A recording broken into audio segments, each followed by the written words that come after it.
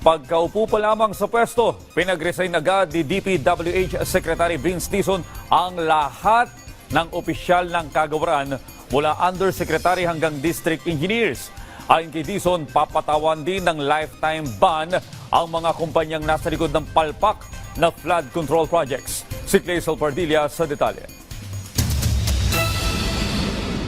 Linisin ang Department of Public Works and Highways. Direktiba yan ni Pangulong Ferdinand R. Marcos Jr. kay bagong DPWH Secretary Vince Dizon. Matapos manumpa sa presidente, inilatag ni Dizon ang malawakang reforma na ipatutupad sa ahensya. Sa harap ito ng mainit na issue sa maanumalyang flood control projects. Unang-una po, ang unang-una ko pong order na ilalabas ay ang pag-order ng courtesy resignations.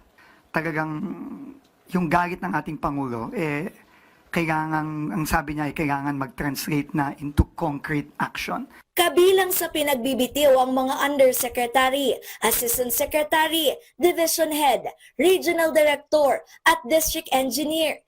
Kasunod ito ng pagbubunyag sa tongpats umano ng mga kawani ng DPWH na sangkot sa mga palpak at guni-guning mga proyekto kontra baha.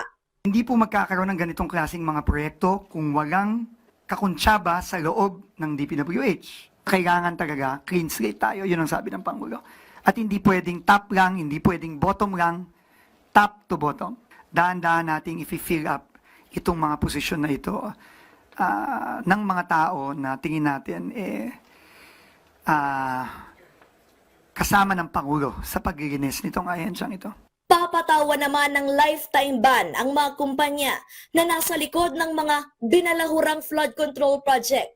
Ibig sabihin, hindi na sila makakasali sa anumang proyekto ng DPWH. Magsasagawa rin ng balasahan sa Philippine Contractors Accreditation Board ang tanggapang nagbibigay ng accreditation sa mga kontraktor ng ilan na blacklist na pero nakikipagtransaksyon pa rin sa gobyerno. Makikipag-ugnayan din si Dizon sa Department of Trade and Industry para tuluyang buwagin ang lisensya ng mga kumpanyang sangkot sa katiwalian.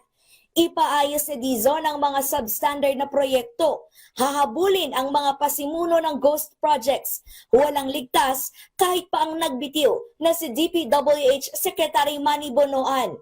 The Independent Commission will investigate everybody. So that is the order of the President. No, I mean, ano po ito? The